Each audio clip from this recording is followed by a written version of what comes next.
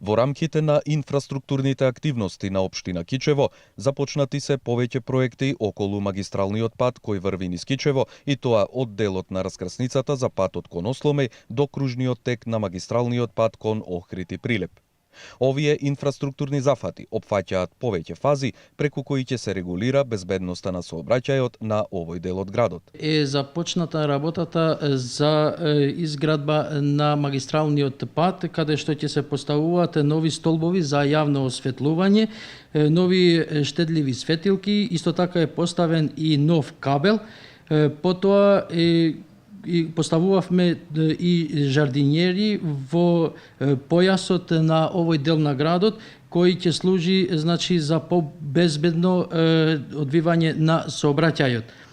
Исто така планираме да поставуваме и хортикултура, која ќе биде со зеленило и исто така ќе бидат засадени 180 засади на дрва. Потоа ќе поставуваме исто така и системот капка по капка кој ќе служи за наводнување на хортикултурата и зеленилото.